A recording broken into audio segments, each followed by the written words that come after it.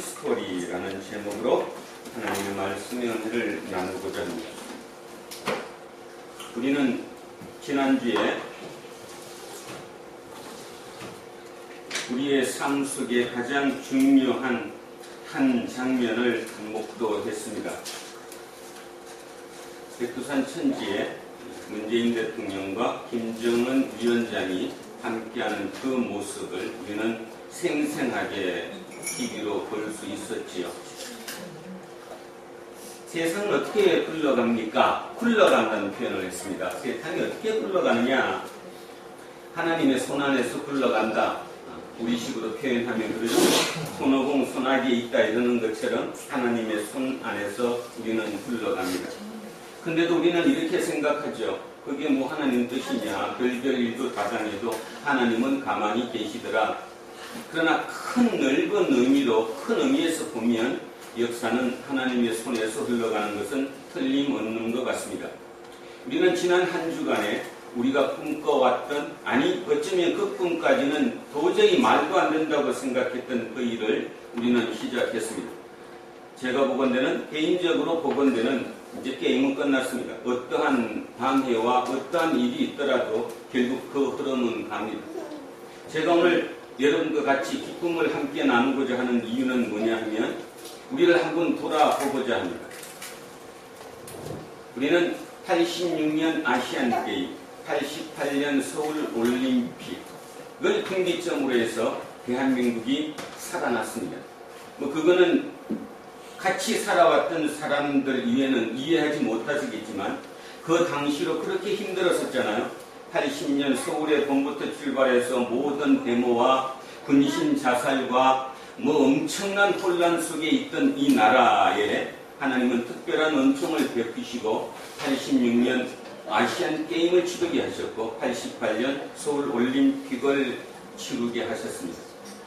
그런데 돌이켜보면 한국 사회가 갑자기 바뀌게 된, 또 변화가 된 어떤 계기, 분기점이 있었는데 그 분기점이 결국은 88년 서울 올림픽이었던 것 같습니다. 기억해 보시겠지만 여기 아직 어린 친구들은 태어나지도 않았으니까 못 알아듣겠지만 그 전까지 대한민국 대단했죠. 진짜 대단했습니다. 그죠? 기억하십니까? 담배 꽁쳐버리면 벌금 물린다고 그럴 정도로 88년을 준비하기 위해서 우리는 얼마나 많이 애를 썼는지 모릅니다. 그때 학번으로 대학을 다녔던 분들은 데모 한 번씩은 했지요. 올림픽은 무슨 올림픽을 하고 앉았냐. 예? 백성 무민화 정책이다. 그래 가면서 대단한 시절을 보냈습니다. 그럼에도 불구하고 그것이 계기가 되어서 국민이 한 마음이 되었고 그 한 마음이 되는 순간 우리는 파격적으로 성장해서 97년 IMF부터 모든 것을 떨쳐내고 2002년 월드컵을 분기점으로 해서 대한민국이 급속도로 발전하게 되었습니다. 그런 의미에서 본다면 지금 여기에 있는 젊은 친구들 꼭 기억하셔야 될 것, 여러분의 인생은 지금 여러분의 눈앞에 보인 것보다 훨씬 좋은 방향으로, 상상하지 못할 방향으로 나갈 것이라고 믿습니다. 그것이 바로 믿음이고 그것이 하나님께서 우리에게 주는 축복인 줄 믿습니다. 자, 그래서 그게 지난주를 기점으로 해서 이제 세상이 바뀌어가기 시작했다는 거죠. 자, 우리는 그러면 어떻게 해야 되느냐? 우리는 어떻게 해야 됩니까? 라는 문제가 있죠. 우리는 어떻게 살아야 될까? 우리 또한 꿈꾸며 살아야죠. 꿈꾸며. 자, 또 한 번 얘기합니다. 꿈은 희망입니다. 희망은 미래죠. 미래를 지나간 과거의 잣대를 기준으로 재단을 하면 절대로 되지 않는 거죠. 미래는 새로운 문법으로 새로운 걸로 해야 된다는 것을 기억하시면서 그 새로운 게 어디서 나올까를 기억해 줍니다. 새로운 게 나올 수 있는 유일한 곳, 바로 성경입니다. 성경. 이 성경을 어떻게 해석했느냐에 따라 지금까지 인류의 역사는 수도 없이 바뀌어 왔다는 사실입니다. 다른 어느 곳에서도 찾을 수 없다는 거죠. 세상에 나 있는 많은 책들을 통해서 찾을 수 있을까? 힌트는 얻을 수 있을지 모르겠지만 정답은 찾기는 어려울 것입니다. 그래서 다시 한번 부탁하건대 우리에게 일독서, 이독서 이렇게 날마다 매주마다 조금 길게 읽는 이거 피곤해하고 지친다? 왜 그걸 읽냐 그렇게 생각하지 마시고 진짜 그 짧은 시간 동안만이라도 온 마음을 다해서 한번 이 글과 만나 보시기 바랍니다. 그러면 어느 날 그 글이, 이 글씨가 하나님으로 여러분 앞에 닥칠 것이라는 거죠. 그거를 영어로 뭐라고 얘기하느냐, 트리거라고 합니다. T-R-I-G-G-E-R이에요. 트리거. 트리거라는 책도 있는데요. 이 트리거라는 것은 방아쇠를 뜻한 방아쇠. 방아쇠, 그러니까 총의 방아쇠를 딱 뜯는 순간 새로운 걸로 변하는 것처럼 어떤 계기가 된다, 도화선이 된다. 이것을 트리거라고 얘기합니다. 그래서 그런 면에서 우리는 지금 대한민국이라는 이 호 자체가 엄청난 트리거를 맞게 되었다라는 거죠. 자, 오늘은 그 감사와 기쁨으로 이제 사도 바울을 다시 한번 쫓아가 보겠습니다. 자, 지도 한 번 더. 아니, 그 지도만.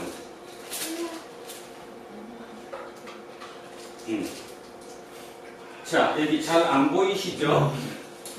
그래도 옛날 지도보다는 지금 지도로 한번 보는 게 나을 것 같아서, 자, 여기를 한번 봐주시기 바랍니다. 50대 중반입니다. 옛날로 따지면 노인에 속하는 사도 바울이, 자, 여기 아테네가 있죠? 아테네. 요 아테네 밑에 여기가 어디죠? 여기가 바로 밑에가 고린도. 이 고린도에서 배를 타고 바로 일로 가고자 했어요. 배를 타고. 왜 가고자 했는지 기억하십니까? 제가 천천히 한번 답해 보시기 바랍니다. 야, 고린도에서 갱거리에 하면서 배를 타고 일로 가기로 했어요. 뭐 맞으려고? 유월절을 맞추기 위해서 여기서 일로 가고자 했습니다. 그런데 어떤 정보가 들어왔죠? 어떤 정보가 들어왔잖아. 배에서 배를 타면 뭐한다? 수장시킬 거다. 바다에 빠뜨릴 거다. 그래서 계획을 수정했습니다. 여기서 배를 타지 않고 위로 올라갔죠. 아테네, 베레아, 빌리포. 그래서 일로 넘어갔습니다. 드로아까지. 자, 중요한 거 하나 기억하실지 모르겠습니다. 드로아에서 아소까지 약 한 65km 되는 그 길을 이틀 밤을 걸쳐서 어떻게 걸었죠? 혼자 그렇습니다. 혼자. 자, 우리는 거기에 다시 한번 주목합니다. 바울이 그 50대 후반에, 그죠? 중반 이상 된 50대 후반에 그 당시로 2000년 전으로 따지면 노인축에 속하는 그 노인이 모든 주변 사람을 다 물리치고 오직 텐트 하나 치고 이틀길을, 밤을 노숙을 해야 되는 그 이틀길을 여기 아소를 위해서 내려갔습니다. 거기서 누굴 만났을까요? 누구를 만나겠습니까? 하나님을 만났겠죠. 자, 그럼 이제 우리는 이제 여기서부터 이제 이상한 생각이 듭니다. 하나님을 만났다고? 어떻게 만났을까? 하나님이 그냥 딱 떨어졌을까? 하나님을 만났다. 하나님을 만났다. 자, 어떻게 만났을까요? 제가 추측하던데 생각해보면, 추정해보면 하나님을 제일 먼저 이렇게 만났을 것입니다. 아, 내가 지금 어디 가고 있지? 예루살렘. 왜 가고 있죠? 예루살렘은 지금 왜 가죠? 6월절에?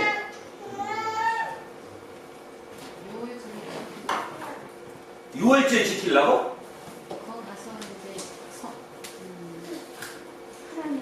헌금을 그렇죠. 우리 역시 장로님밖에 없지. 헌금 가져가잖아요. 지금 헌금.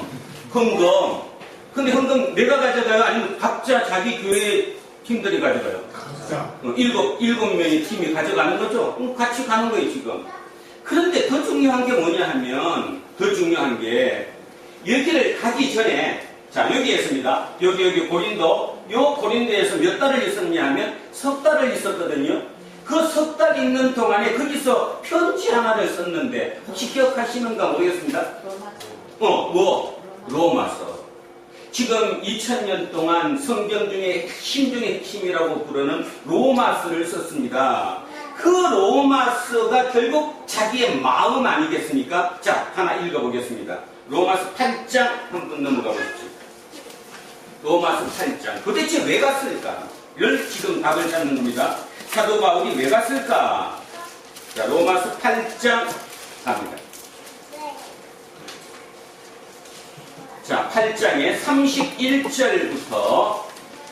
31절부터입니다. 250쪽쯤에 있습니다. 250쪽쯤에. 자, 우리가 이걸 읽는 이유는 말 그대로 여기 고린도에서 석 달 동안에 로마서를 썼어요. 그러니까 이 글 자체가 결국 사도 바울의 마음의 씀씀이, 그 다음에 마음에 지금 뭘 갖고 있는가, 그 생각을 읽을 수 있다는 것입니다. 그래서 제가 31절부터 천천히 읽겠습니다. 머릿속에 생각하시면서 한번 들어보십시오. 그런즉 이 일에 대하여 우리가 무슨 말 하리요? 자, 만일 하나님이 우리를 위하시면 누가 우리를 대적하리요?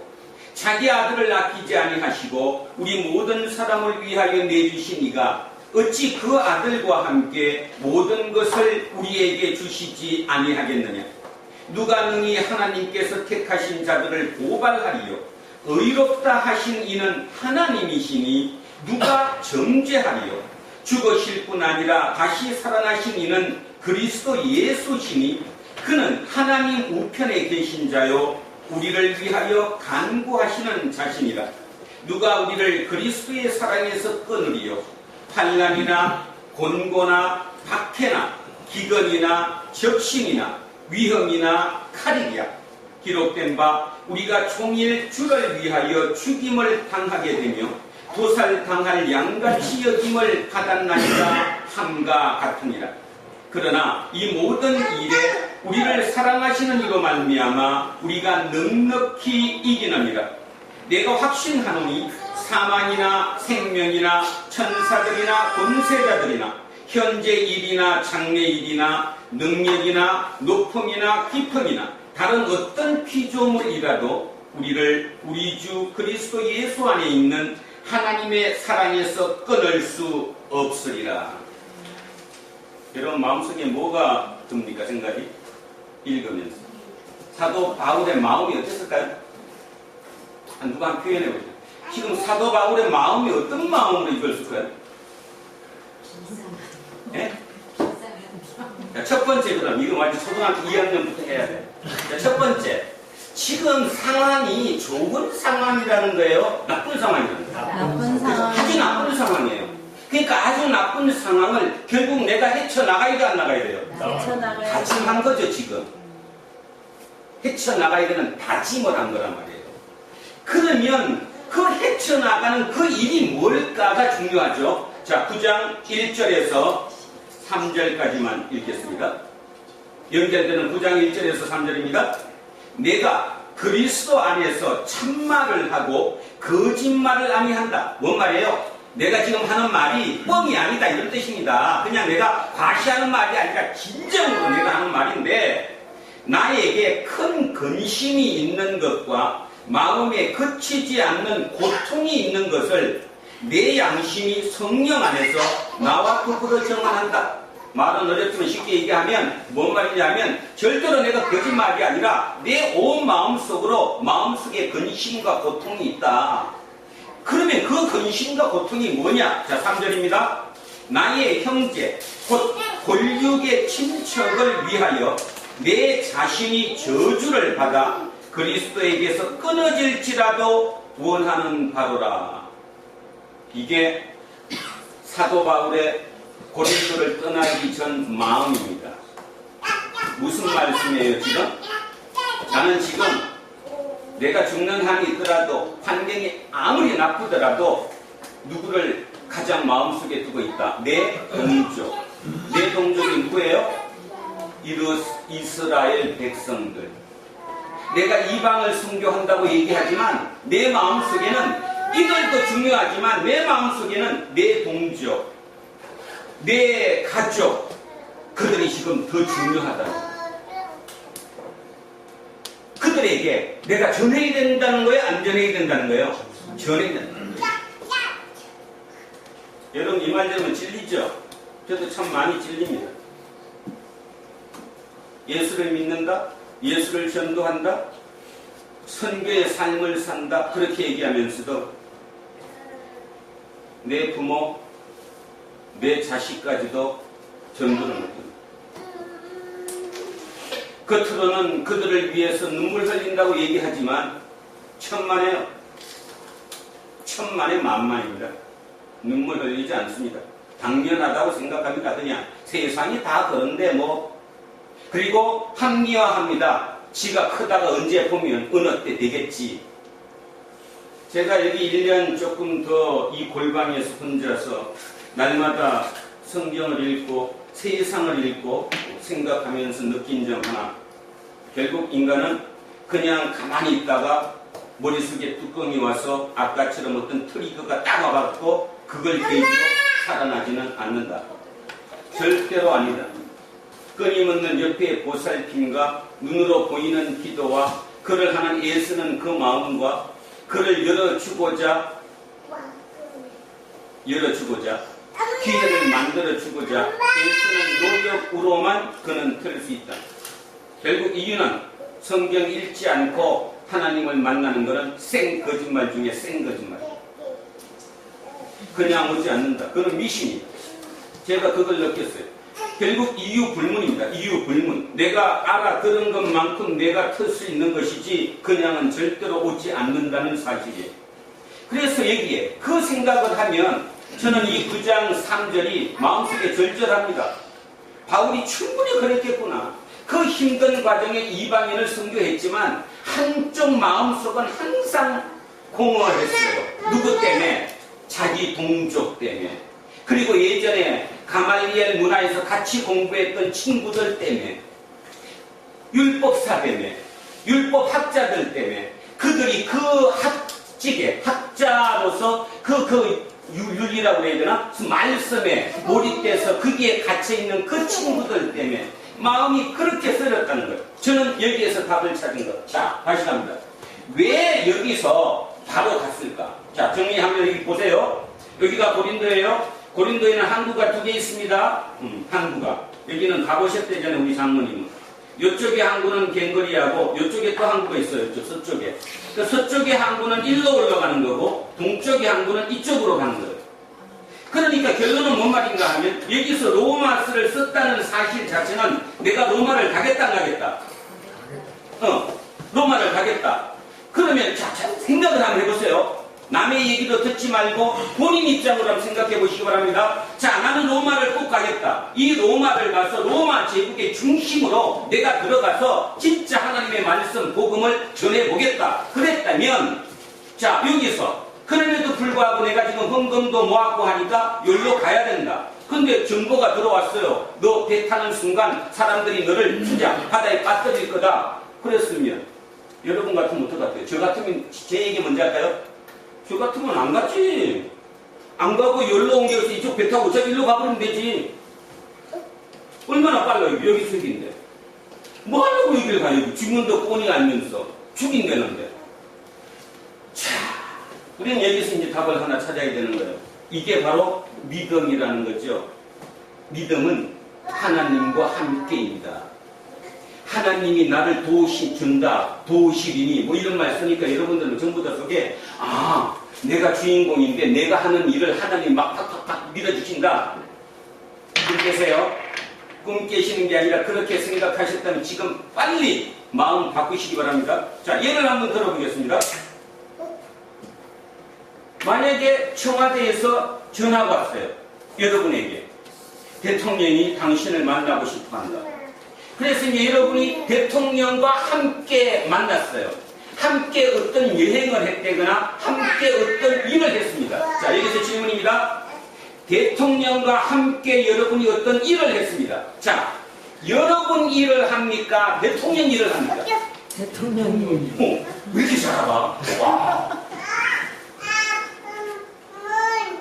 그쵸? 근데 여러분은 왜 그렇게 생각합니까? 여러분이 하나님과 함께 하면서 왜 여러분 일을 합니까? 아직 못 알아들으셨나요? 하나님 일을 해요. 웃을 일이 아니라 진짜 중요한 깨달음 중에 하나입니다. 구약의 하나님은요, 잘못 읽으면 어떻게 되느냐? 내가 중심이고요, 여호와 하나님은 나를 도와주는 하나님이에요. 왜 그때는 도와주는 하나님이었을까요?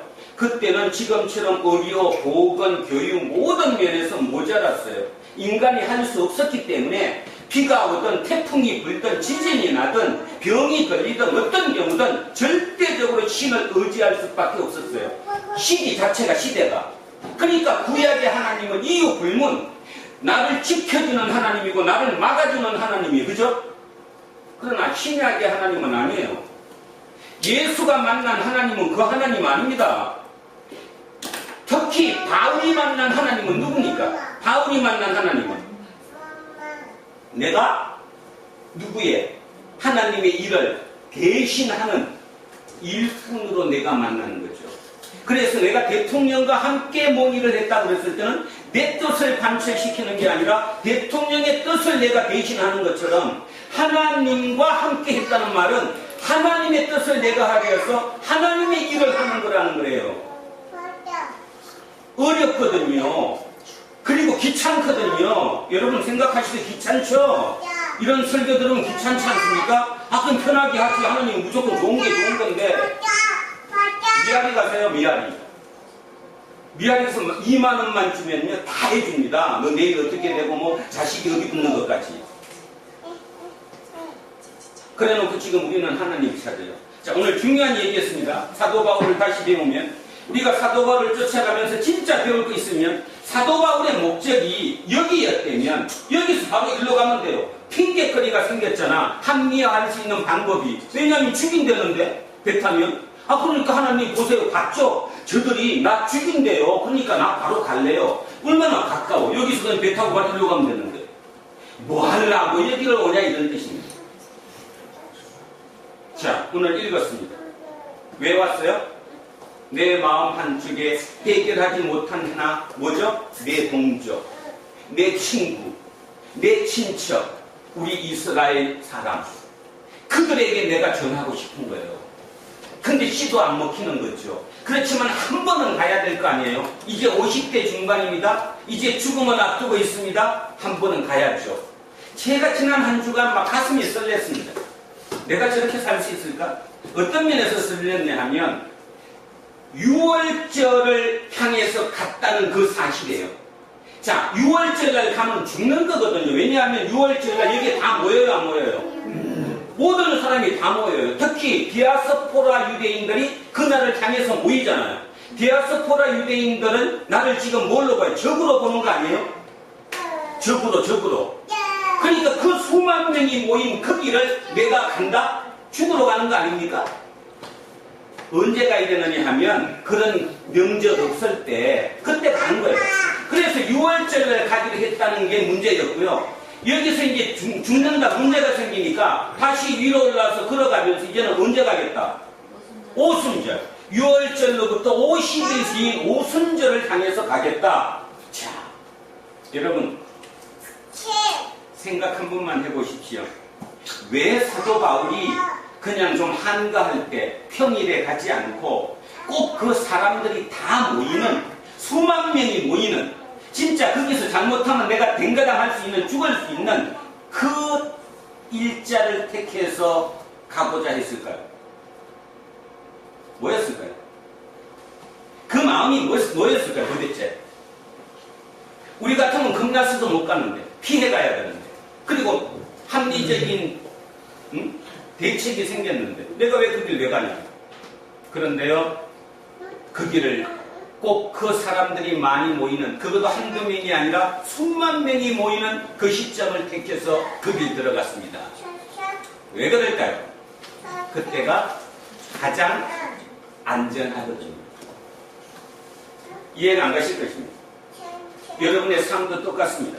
여러분이 겁을 잔뜩 먹고 수만 명대, 쉽게 말해서 3만 명대 1 내가 어떻게 그 길 가? 내 죽으러 가? 내가 왜 일부러 죽어? 할 일도 많은데 하나님의 뜻이 아닐 거야 내가 죽는 것은. 그럼에도 불구하고 죽기를 각오하고 그 도전을 하는 그곳이 뭘까요? 바로 확률이, 승률이 가장 높기 때문입니다. 왜 그렇게 했습니까? 예루살렘의 6월절이나 오순절이라는 어떤 명절이 되면 전 세계 디아스포라가 수만 명이 모이기 때문에 당연히 경비가 어떻게 돼요? 수많은 좀 경비가 많은 좀 강화되죠. 지금식으로 따지면 무슨 뭐 특별 경계령 몇 호 이런 게 발동되는 거죠. 그죠? 그러니까 그때 그들에게 내가 말할 수 있는 찬스가 생길 뿐더러 만약에 여차저차 하더라도 누가 로마 주둔군이 나를 살려줄 수 있다는 믿음이 있는 그거잖아요. 그리고 또 하나는 중요한 게 뭐냐면 예루살렘 성전의 북쪽, 그러니까 북서쪽이라고 해야 되나요? 이 북서쪽, 이 산 위에 계단을 계속 올라간 그 위에 로마 주둔군이 있었거든요. 그러니까 로마 주둔군은 항상 여기를 쳐다보고 있는 거예요. 지금 저 밑에를. 이렇게 대각선 쪽으로 이렇게 예루살렘 성전을 보고 있는 거죠. 혹시 어떤 문제가 생기면 그걸 차단해야 되니까. 그리고 더 중요한 것은 평일 같은 경우는 100부장이 있어도 되잖아요. 1000부장까지 필요가 없잖아요. 쉽게 말해서 지금 계급이 높은 사람이 필요 없다 이런 뜻입니다. 경비하는데 그냥 100부장 몇 명만 있어도 그거 경비하는데 아무 문제가 없어요. 그러나 오순절이라든가 6월절이라든가 이렇게 어마어마한 많은 사람들이 모일 때는 누가 주둔해요? 주둔군 대장 1000부장이 와 있는 거예요. 높은 지위에 있는 사람이 와 있는 거죠. 여러분 어떻습니까? 지위가 높을수록 배운 게 많은 사람들이에요. 그런 사람일수록 막 다루지 않죠. 말이 통할 수 있잖아요. 제가 본 거는 사도 바울은 철두철미하게 계산 다 했어요. 철두철미하게. 우리가 이런 성경을 읽으면서 읽어야 될 것이 바로 그거예요. 근데 우리는 그걸 읽질 못하고 그냥 글만 읽고 넘어가는 거예요. 예? 다시 한번 얘기합니다. 사도 바울은 철두철미하게 계산 다 했어요. 자기가 예전에 뭐 할 때도 예수님들을 뭐 할 때 공격할 때도 앞장섰어요 안 섰어요? 스데반 집사가 죽을 때 맨 앞에 있었어요 안 있었어요? 어린 나이. 그러니까 이 사도 바울은 6월절이라든가 오순절이라든가 명절이 돼서 많은 사람이 모일 때 예루살렘이 어떻게 경비가 이루어지고 어떻게 되는 걸 모든 조건을 머릿속에 다 계산하고 있었던 거예요. 근데 우리는 어떻게 읽느냐면 믿음으로 읽어요. 믿음으로 읽으니까 대학원을 나왔던 대학 뭐 박사를 땄던 그냥 앞에서 설교하면 맞습니다 아멘하고 끝나요. 그러니까 전혀 자기 삶과 아무 연관성을 맺지 못하는 거예요. 지금 오늘 사도 바울이 오늘 우리에게 보여주는 거 두 가지 얘기하겠습니다. 첫째, 내가 가는 목표는 로마입니다. 그럼에도 불구하고 내 마음속 한 귀퉁이 내가 해결하고 넘어가야 될 하나가 있습니다. 누구죠? 내 동족입니다. 자, 이제 내일이면 한가입니다. 여러분으로 다시 범위를 좁히면 여러분이 짚고 넘어가야 할 단 한 사람 누구인지 아시겠죠? 누구신지.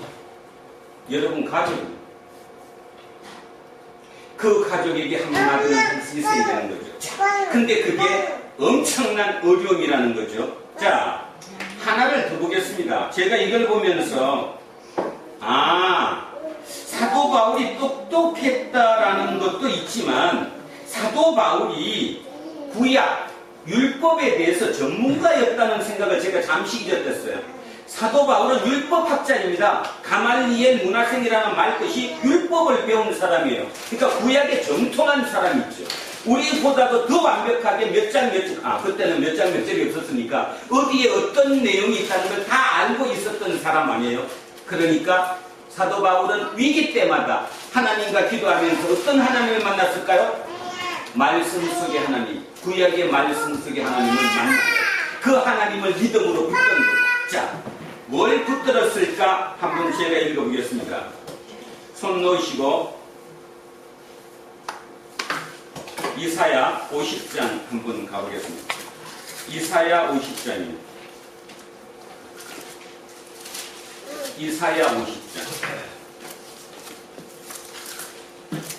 자, 1030쪽 점이 있습니다. 1030쪽 점에 이사야 50장이 있습니다. 자, 제가 천천히 읽으면서 보충 좀 하겠습니다. 자, 4절입니다. 이사야 4절, 50장 4절.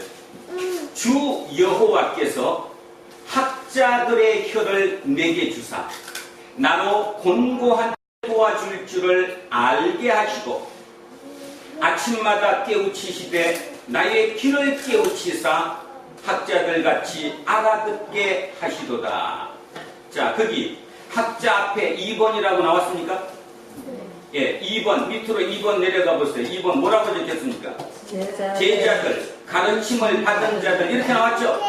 자, 그러면 지금 이게 언젠가 시대 얘기합니다. 이 50장 4절은 제2 이사야입니다. 제2 이사야. 이사야가 3명이에요. 제1 이사야, 제2 이사야, 제3 이사야. 이 제2 이사야는 바벨론 포로 시점입니다. 바벨론 포로로 지금 그들 속에서 고통당하고 있을 때예요. 엄청나게 고통. 포로라니까요, 지금. 그 입장에서 이 사람이 이 얘기를 하는 거예요. 다시 읽습니다. 주 여호와께서 학자들의 혀를, 다른 말로 제자들의 혀를, 가르침을 받은 자들의 혀를, 이 말은 뭡니까? 내가 마음을 열고 뭔가를 배웠다는 거예요. 그 배움의 영성을 배워서 어떻게 하긴다는 거예요? 나로 곤고한 자를 말로 어떻게 도와줄 줄을 알게 하시고. 이래서 오늘부터 이 4절 이 말씀을 두란노 공동체의 목표로 한번 삼고자 합니다. 세상을 도와줘야 됩니다. 세상에 곤고하지 않은 힘든 자들 얼마나 많아요. 그들을 도와줘야 되는데 우리는 지금까지 도와준다는 게 큰 교회 도와주는 게 뭐죠 지금? 돈으로 도와주는 거잖아요. 그래서 그거 다 하면 답이 없잖아요. 명성교회의 문제인지 알죠? 그들도 그들 잘못하는 거 알아요. 그럼에도 불구하고 그 길을 가감하지 못하는 이유, 거기서 돈이 안 나오면 아무것도 안 돌아가니까. 아십니까? 돈의 힘입니까? 하나님의 힘입니까? 돈의 힘이죠. 물론 그들도 처음부터 그러진 않았겠죠. 그러나 돈의 힘이 커지고 돈 맛이 재미들리다 보니까 모든 게 무너져 버린 거죠. 자, 근데 여기 보십시오. 바벨론 포로에 가서 포로로 살아가는 그 곤고한 자들에게 내 길을 열어서 학자의 영을 받아서 내가 열심히 배워가지고 말로 그들을 뭐 하겠다? 도와주겠다. 제가 이걸 읽으면 뜨끔했어요. 그리고 마음에 막 설레임이 왔어요. 그렇다. 두란노 교회에 참 답이 없지만 진짜 답이 있구나. 뭔 답이에요? 지금 우리가 답이? 말로, 진짜 말로 곤고한 자들을 도울 수 있구나. 그러면서 제가 느꼈던 거, 이걸 몸으로 실천하신 분이 누구다?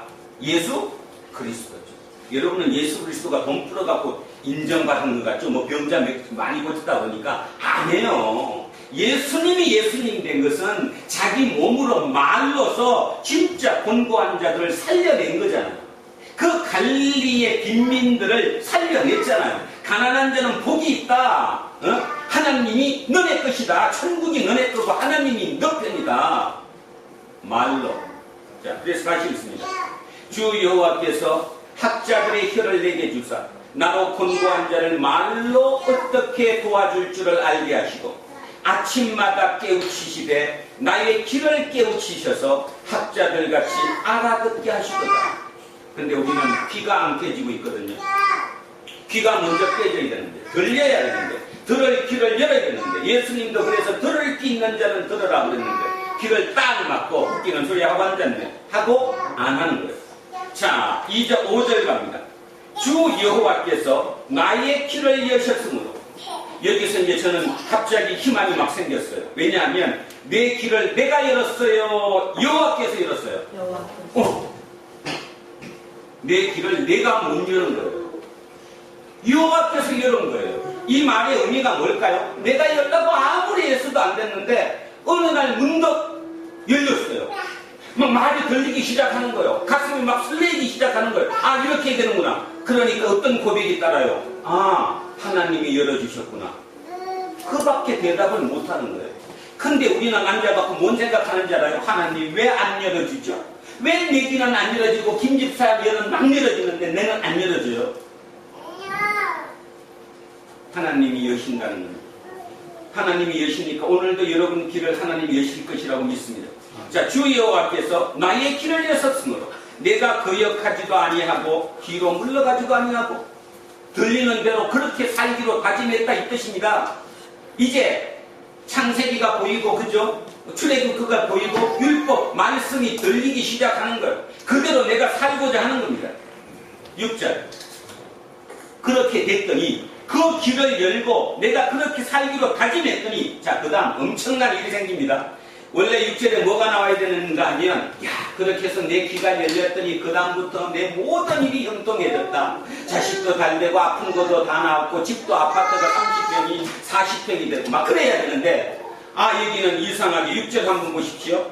나를 때리는 자들에게 내 등을 맡기며 나의 수염을 뽑는 자들에게 나의 뺨을 맡기며 모욕과 침뱉음을 당해도 내 얼굴을 가리지 아니하였느니라.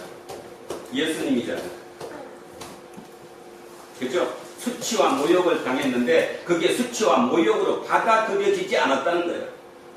여러분 지난 한 주간의 마음속에 엄청난 스트레스 속에 하나님께 열받고 기도하셨다면 뭐였습니까? 결국 수치와 모욕이죠. 어떤 형태로든 누군가가 네 사람이 나를 이해해주지 않는다거나 내 동료가 나를 이해해주지 않는다거나 나를 손가락질한다거나 내 뜻과 같이 맞지 않던다거나 그러면 여러분은 뭐라고 그러느냐 하면 수치와 모욕이 너무 커가지고 그냥 온 난리가 나는 거예요.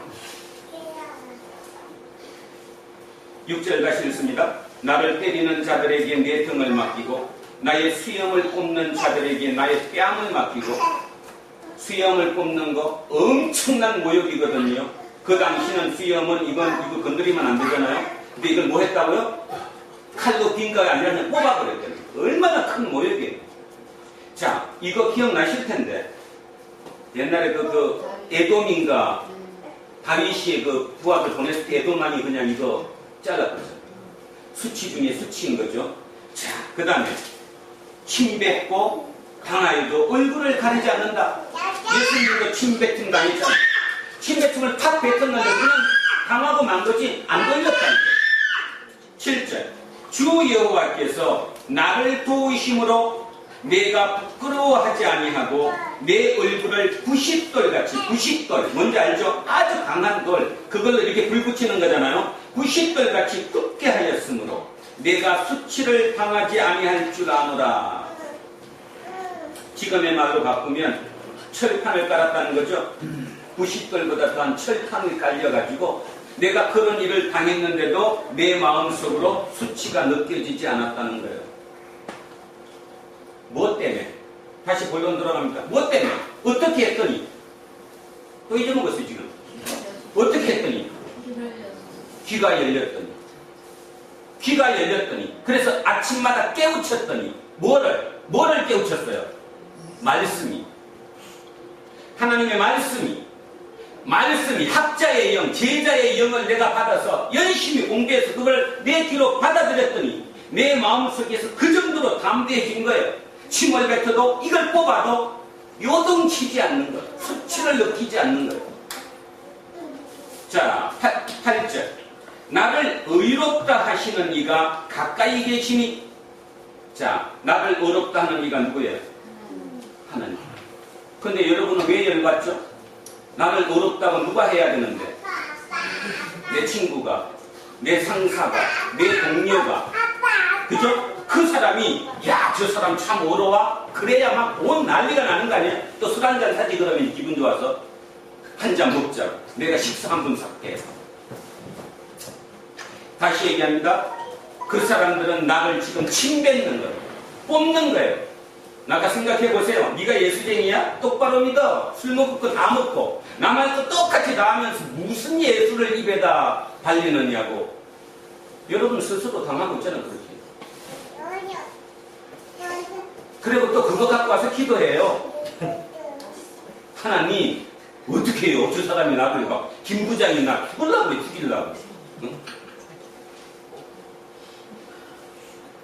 자, 그래서 나를 의롭다 하시는 이는 사람이 아니라 하나님이에요. 나는 하나님의 의로움만 인정받으면 되는 거예요. 하나님께 인정받는 게 내 답이라는 거예요. 이게 진짜 와 닿으면 여러분 삶을 바뀌고 안 바뀌면 아직도 멀었습니다. 제 경험으로 비춰보면. 100년도 못 사는 삶인데 어차피 삶이 끝이 아니고 영생이 있고 영혼이 있다면 하나님께 인정받는 게 내 답이지 내 주변 몇 사람한테 인정받는 거 그게 답이 아니에요. 일 수가 없어요. 그런데 우리는 이 얘기가 안 들린다는 거죠. 왜 그럴까요? 목사 탓이지 뭐. 잘못 가르쳤습니다. 성경 해석도 잘못했습니다. 이유 불문. 자, 그래서 나를 어렵다 하시는 이가 가까이 계시니 나와 다툴 자가 누구냐? 나와 함께 설지어다. 나의 대적이 누구냐? 내게 가까이 나올지어다. 뭔 말이에요? 붙자. 그렇지. 붙어도 너 침 뱉으면 나 그냥 당한다는 거야. 때리면 가만히 있고 뽑으면 가만히 있는데 결국 그건 이긴다는 거예요. 절대로 너는 나를 못 이긴다는 거야. 왜냐하면 나는 너한테 어렵다고 인정받는 게 아니라 내 하나님께 인정받기 위해서 어렵다 인정받기 때문에 결국 내가 이거를 못 견디면 하나님이 욕이 되는 거기 때문에. 아십니까? 순종이 뭡니까? 순종이 하나님의 뜻을 내가 지켜내는 거예요. 하나님이 내게 그걸 수치를 당하라고 명령하셨는데 내가 못 당했다고 하면 내에 끝나는 것이 아니라 하나님 자체가 자기의 약속을 못 지키는 거예요. 자, 그랬더니 9절 마지막입니다. 9절 보라 주 여호와께서 나를 도우시리니 나를 정죄할 자가 누구냐? 보라 그들은 다 옷과 같이 헤어지며 좀이 그들을 먹으리라. 왜냐하면 그 사람은 유한한 인간이니까 곧 죽을 거니까 언젠가. 그러나 영원한 하나님은 죽지 않으니까. 제가 이걸 읽으면서 그래 그 바벨론 포로 시절 우리는 만화책 읽듯이 옛날 글 읽듯이 또는 신화책을 읽듯이 얘기하지만 그 당시를 살았던 그 사람들 얼마나 삶이 피폐했을까. 그 피폐한 그들 입장에 그들의 도움이 되려고 하는 것이 뭔가를 줘서 해결해 줘서가 아니라 말씀으로 하나님의 말씀으로 그들을 살리겠다라고 했다는 이 자체가 대단하다는 거예요. 그러면 답이 뭐냐? 그렇게 말씀으로 그들을 살리면 그들이 그 모든 것을 수치로 느끼지 않고 다 감수할 것이라는 거죠. 결국 그래서 그들은 이길 것이라는 것입니다. 그러면 이제 우리는 사도 바울이 왜 여기를 가고자 했는가를 알 수 있어요. 여기를 가고자 한 것. 자기 동족을 한 번은 만나야 됩니다. 한 번은 그들에게도 전해야 됩니다. 지금 얘기했던 이 얘기를 그들에게 전해줘야 되는 거예요. 왜 그럴까요? 자기도 율법학자입니다. 율법을 배웠고 하나님의 말씀을 연구한 사람이지만 자기도 잘못 해석했다는 거예요. 그 잘못 해석한 것을 새롭게 해석한 그 얘기를 이들 앞에 한번 해야 되는 거예요. 그러면 가장 좋은 거, 가장 많은 사람들이 모였을 때 내가 한마디 하는 게 가장 큰 거예요. 거기는 위험이 엄청나게 많이 따르지만 역으로 생각하면 그것은 위험이 아니라 가장 편한 길일 수도 있다는 거죠. 그래서 우리는 오늘 이제 이 얘기로 들어가는 것입니다. 자, 말씀.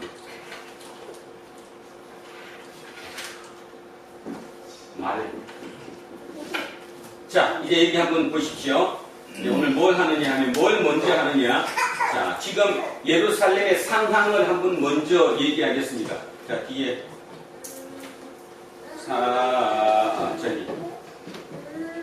저기 38절. 자, 얘기 한번 잠깐 보십시오.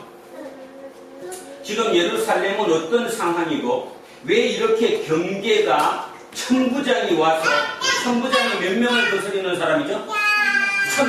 1000명의 군인을 건드리는 그 천부장이 얘기를 에워싸고 경계를 막고 있을까에 대한 답을 일단 우리는 먼저 찾아야 됩니다. 자, 38절 한번 먼저 보겠습니다. 이 보십시오.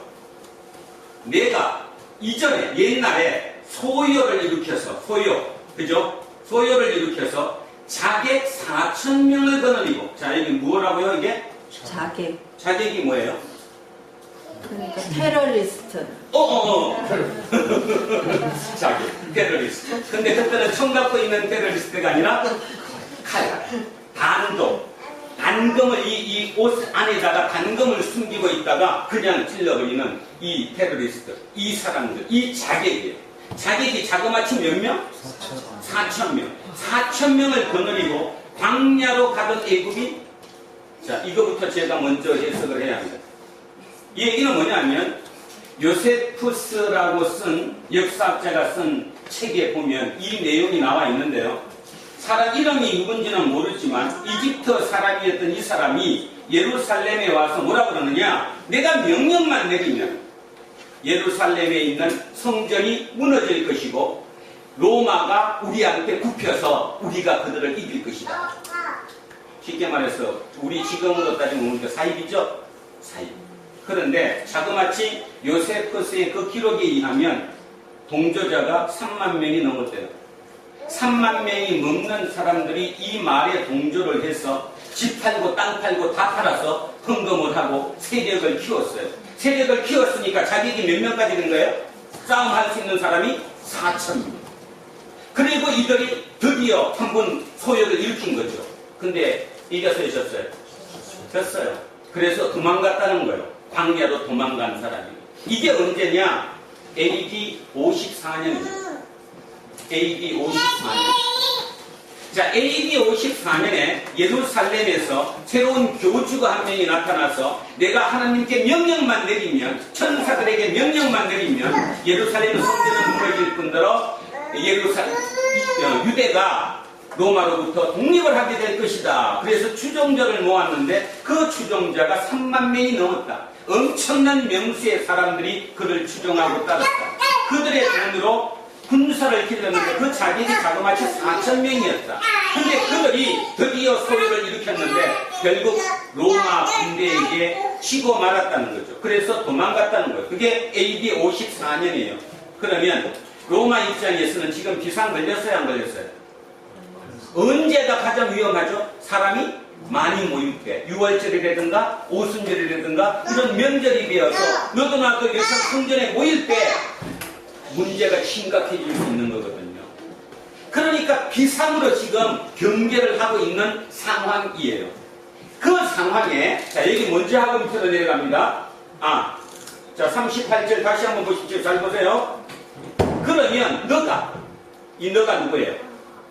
바울이. 그러니까 바울 보고 천부장이 얘기하는 거예요. 천부장이 바울 보고 네가 이전에 소요를 일으켜서 자객 4,000명을 거느리고 광야로 갔던 애굽인 아니냐? 그랬더니 39절.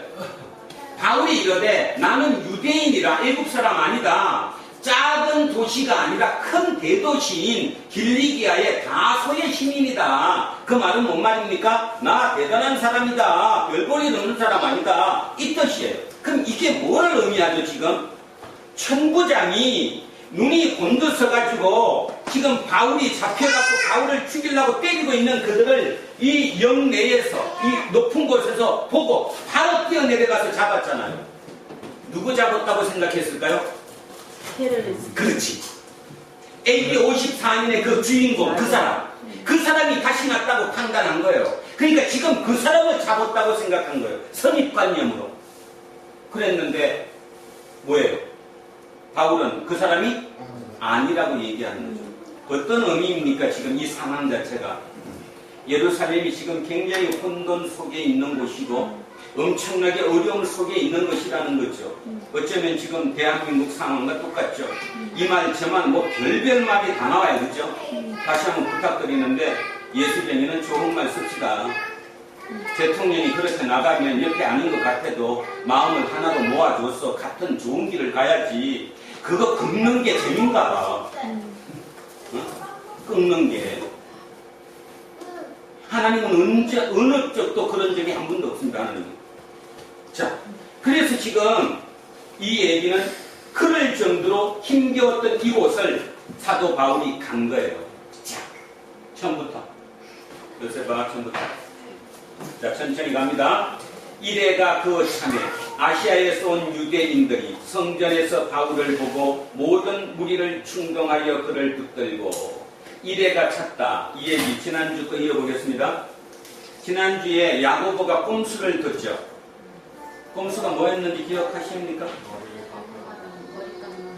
서원하는 사람 몇 명이 있는데 4명이 있는데 그 4명이 지금 기간이 다 차간다 안 차간다? 쫓아간다. 그러니까 당신이 그 사람 가서 그 사람 머리 깎을 때 비용도 대주고 예물 드릴 때 예물을 대신 좀 드려줘라.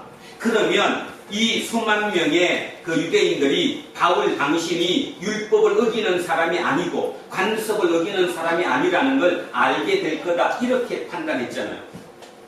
그래서 그들은 이제 이래가 차면 뭐 해야 되느냐 하면 8일째 되는 날 머리를 깎아야 돼요. 자, 그 머리를 깎고 이제 예물을 드려야 돼요. 시간이 다 됐다는 거죠. 그래서 유대인들이 성전에서 바울을 보고, 그러니까 바울이 왜 지금 성전에 있냐 하면 그 네 사람이 이제 날짜가 다 돼서 이래가 찼으니까 내일 머리 깎아야 되고 예물 드려야 되니까 자기가 그 일을 대신하려고 이게 성전에 들어가 있었던 거예요. 그랬는데 어디에서 온 사람들이?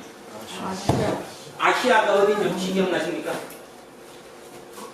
그냥 대표적으로 아시아 그러면 여러분 헷갈리니까 대표적인 것인가? 사도 바울이 가장 오래 3년 동안 있었던 곳. 그래도 또 잊은 것. 3년 동안 있었던 곳. 에베소. 에베소. 그곳이 아시아입니다. 그곳에서 온 유대인들이 그러면 뭔가 감 잡혀요?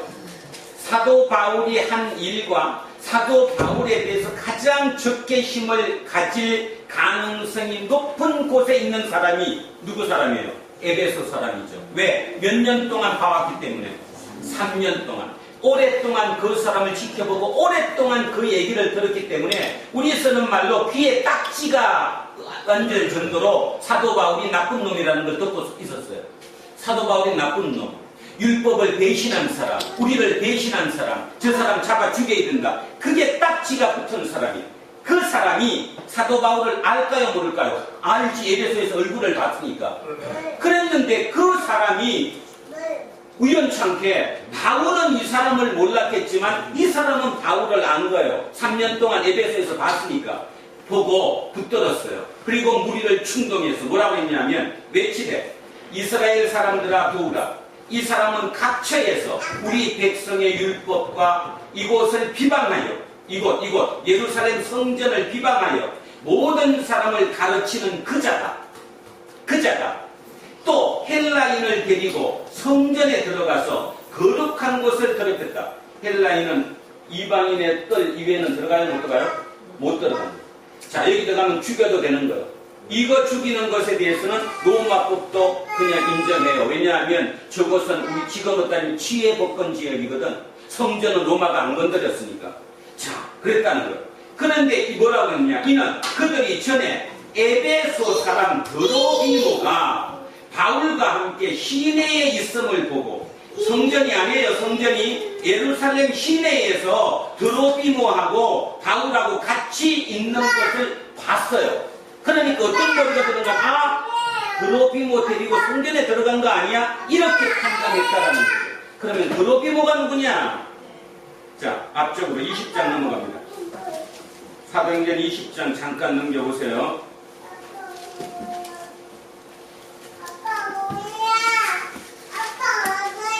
자, 20장입니다.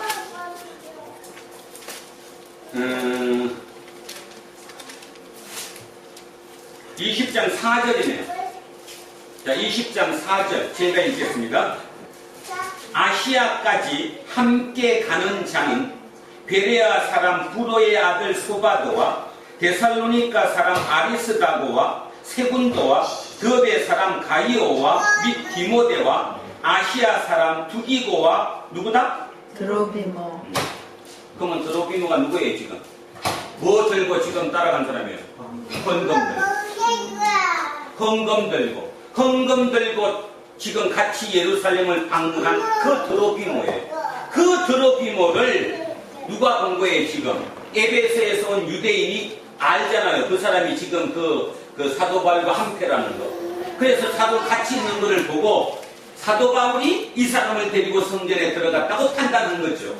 그래서 사람들은 이제 이를 죽이자.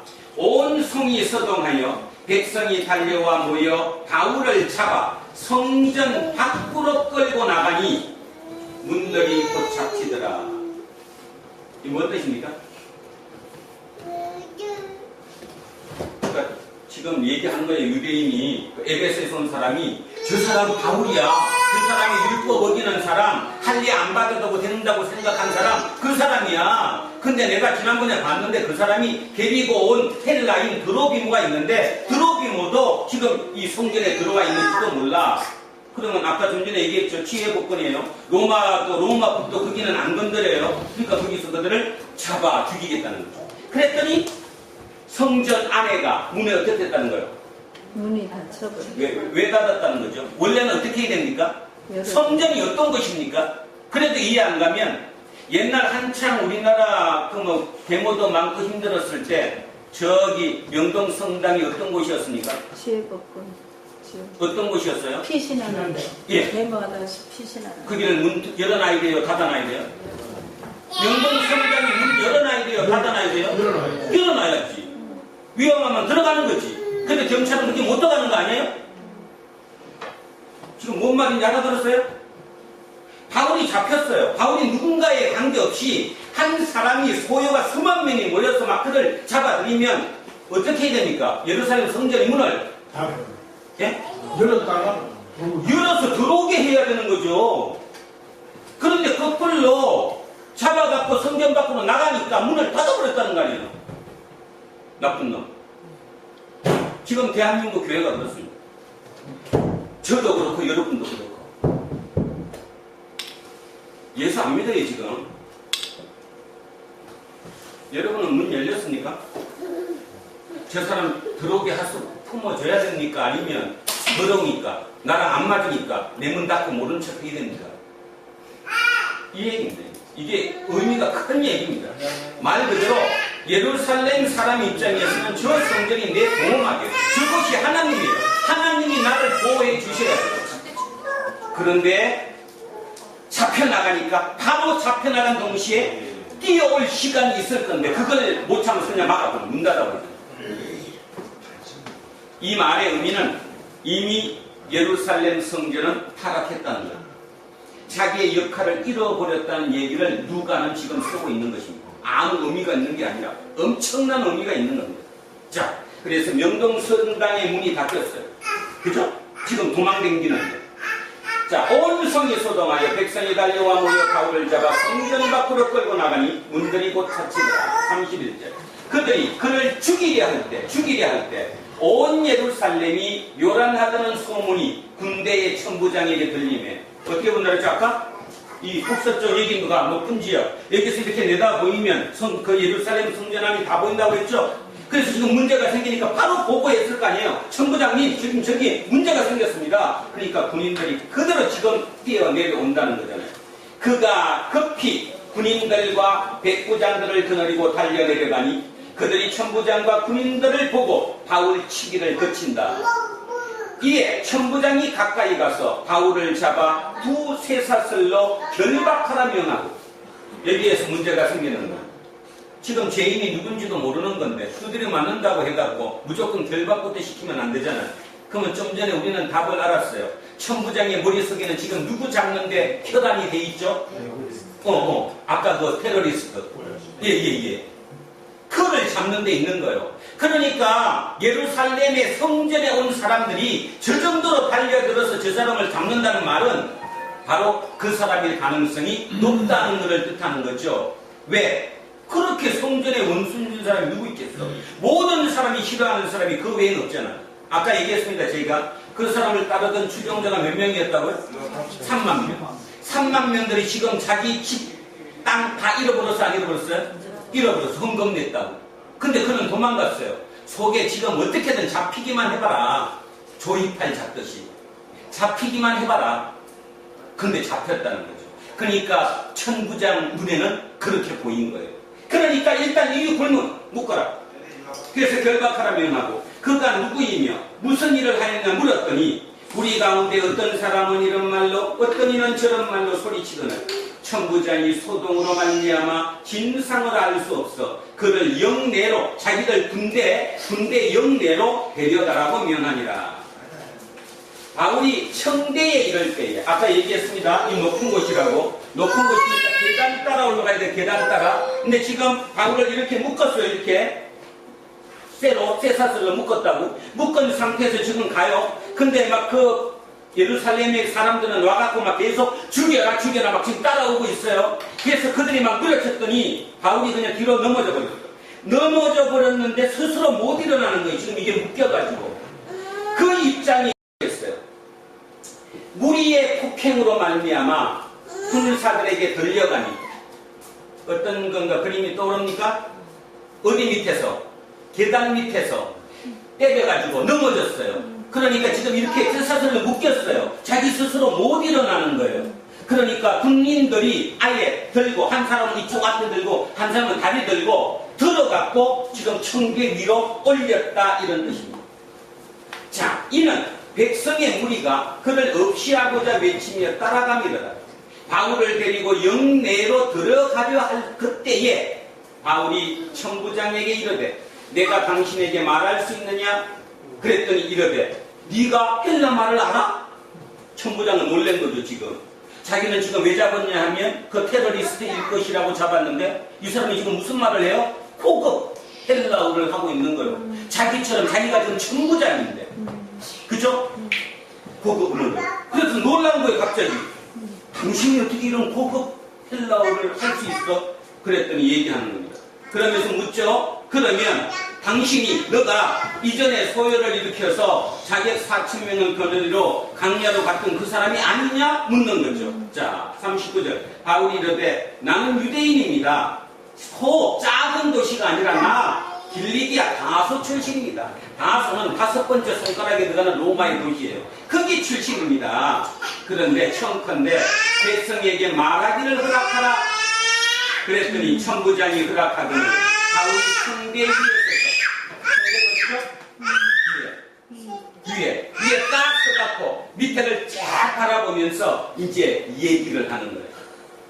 자, 오늘 그 전체 말씀을 하면 이제 사도 바울이 이해가 가십니까? 사도 바울이 왜 이 기회를 찾아야 되는지 이해가 가십니까?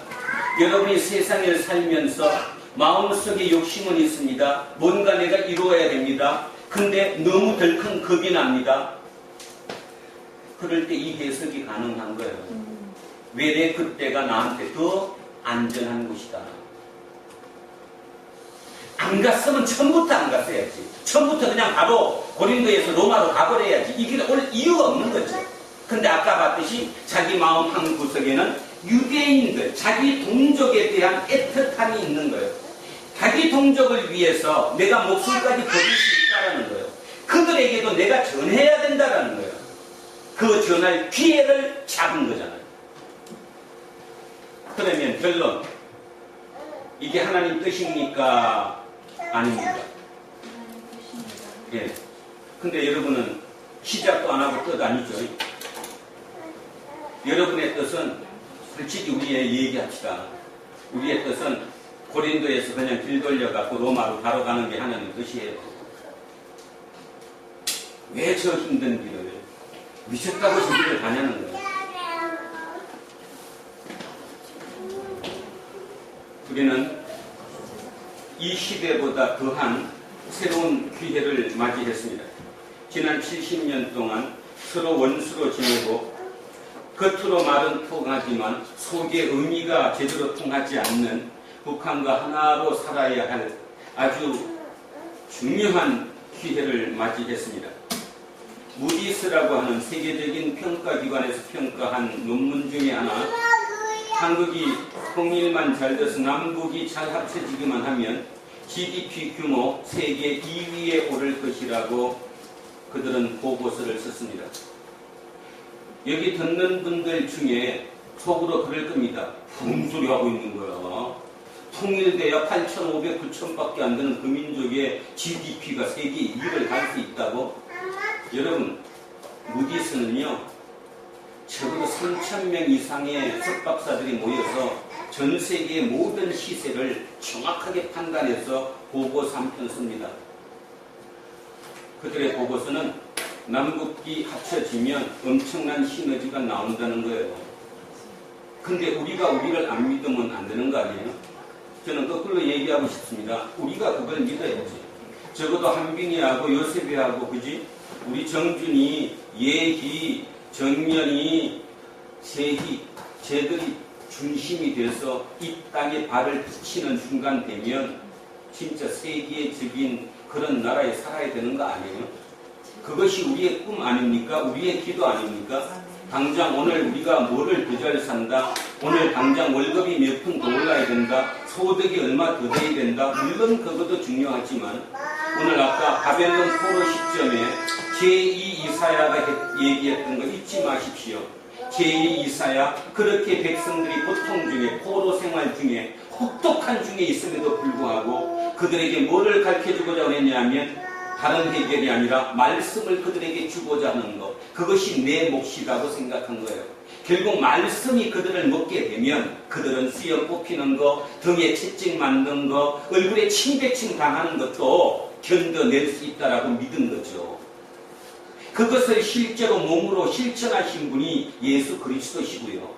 그 예수를 정확하게 다시 해석하고 내가 또 다른 예수가 되겠다고 지금 뛰어가는 사람이 지금 우리가 쫓아가고 있는 사도 바울이고요.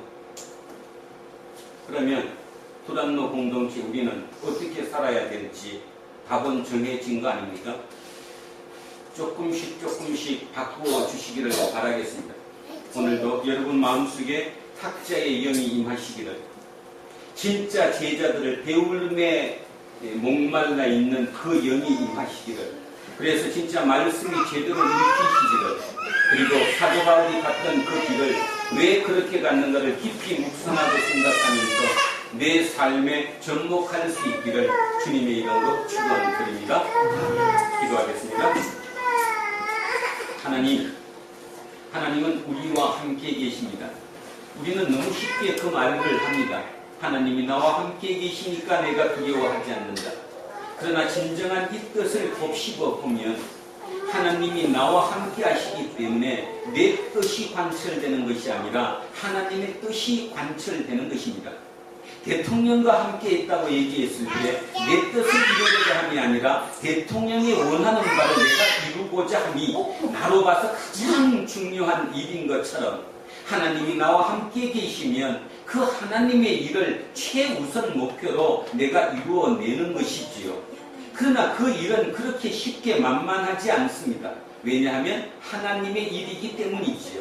그 하나님의 일, 그 어려운 일일지라도 하나님이 말씀해 주신 그 말씀이 우리 속에 새겨지는 순간 그 모든 것을 감내하고 이겨낼 수 있다는 것입니다. 그러면 그것이 개인적인 이김이 아니라 바로 그 이김을 통해 하나님의 역사하심, 하나님의 살아계심, 하나님의 승리하심이 이 땅에 드러나게 되는 것이지요. 우리를 잠시 되돌아보게 합니다. 세상의 사람들로부터 인정에 목말라 우리는 정신까지 우울해지고 정신에 멍들어 있고 병들어 있습니다. 그러나 깊이 생각해보면 100년도 채 살지 못하는 이 땅에 그 주변에 진짜 단순한 몇 명, 그 가까운 몇 명의 인정에 목말라서 내 삶이 피폐해진다면 참 문제 있는 것 아니겠습니까? 우리는 하나님의 인정에 목말라야 합니다. 왜냐하면 영원한 삶이 그분께로 이루어지기 때문이겠지요. 그게 조금만 되고 나면 세상 사람들도 우리를 함부로 보지 못합니다. 예수가 십자가에 달렸음에도 불구하고 지난 2000년 동안 세상을 이끌어온 이유가 무엇인지를 똑바로 깨닫는 우리 두란노 공동체 모든 식구들 되게 하옵소서. 내일이면 이 나라의 명절 한가위입니다. 그 모든 그 기회가 우리가 내 친족들에게, 내 친지들에게, 내 가장 가까운 혈육들에게 하나님을 전할 수 있는 좋은 기회가 될 수 있도록 하나님 역사하시옵소서. 감사드리며 거룩하신 예수 그리스도 이름으로 기도합니다.